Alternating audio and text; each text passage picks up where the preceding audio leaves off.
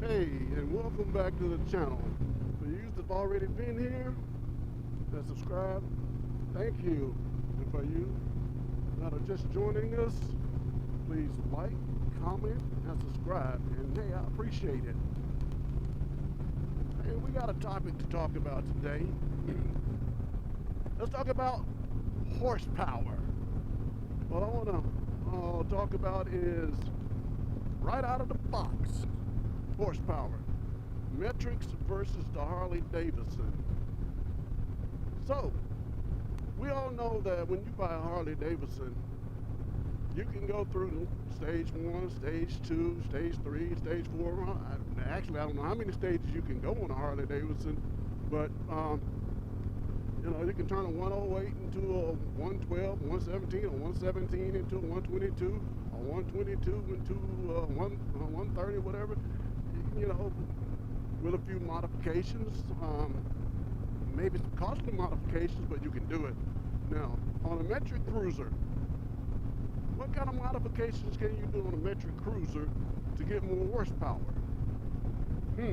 Well, I ride a Kawasaki Vulcan, and the only modifications that this bike has ever had from the showroom floor is exhaust system, Vance and Hines exhaust system, which gives it a little bit more airflow.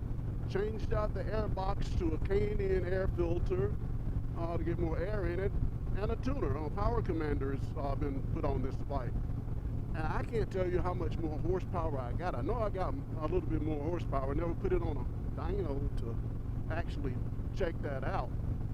But so you buy a metric cruiser off the showroom floor, apples to apples, versus a Harley Davidson, say a 1600 or 1700 Kawasaki Vulcan or Vaquero.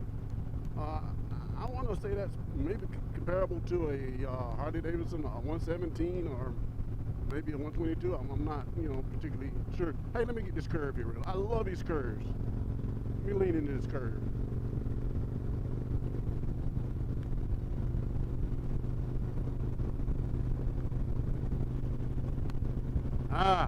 Love it.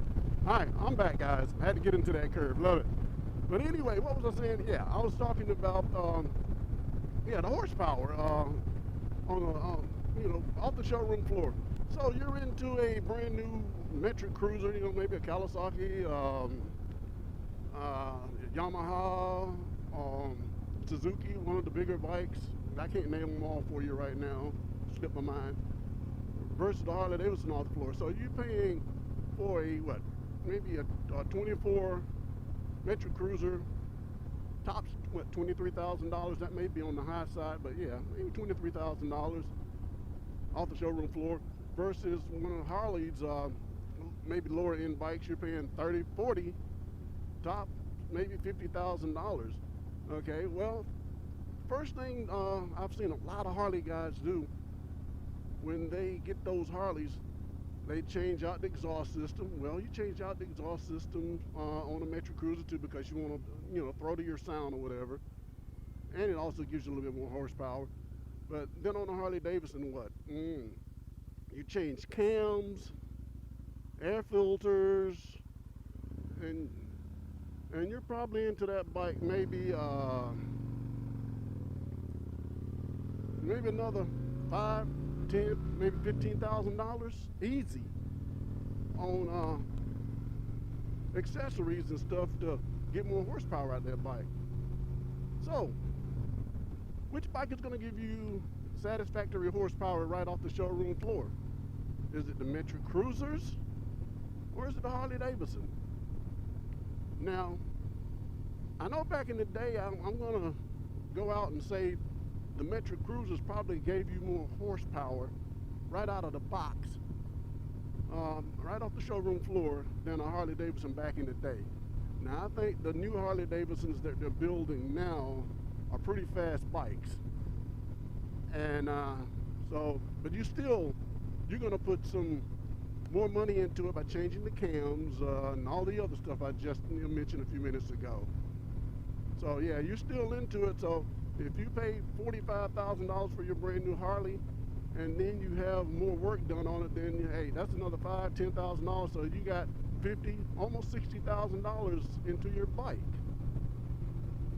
But if you got the money and that's what you want to do, hey, by all means, hey, go for it, do it. You know, I would if I had the money to play around and just, you know, want my bike faster. Now, let's talk about the apples to apples.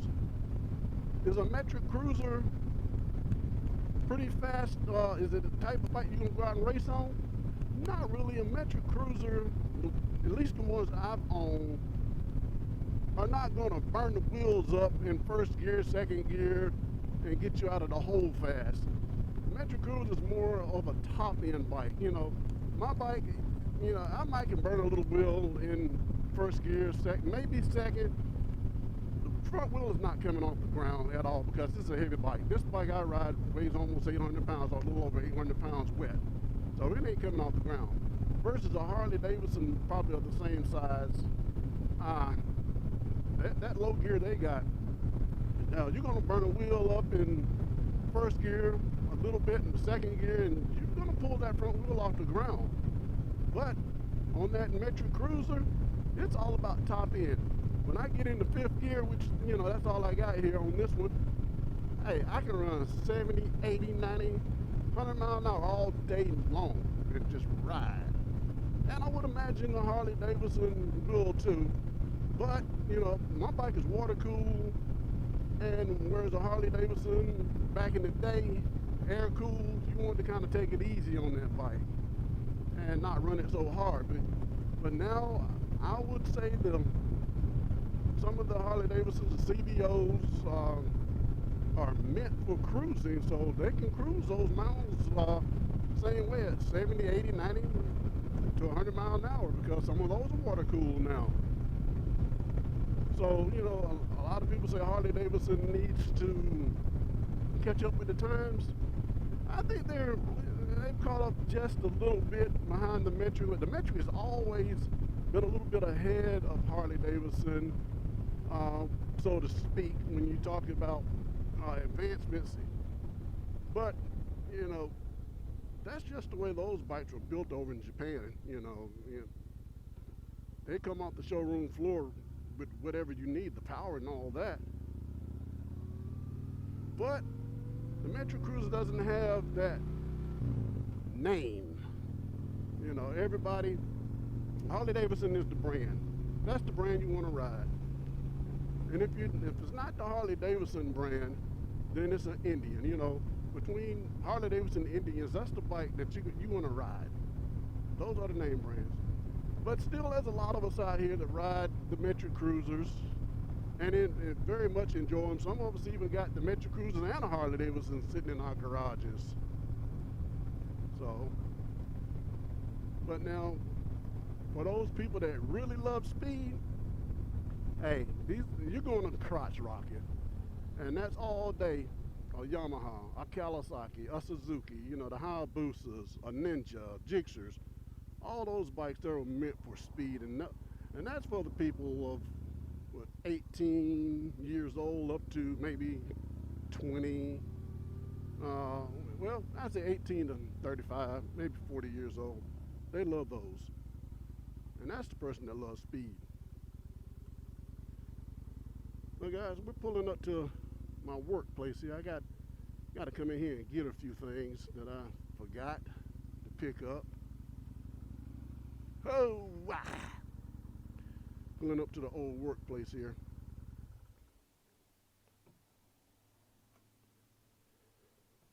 All right.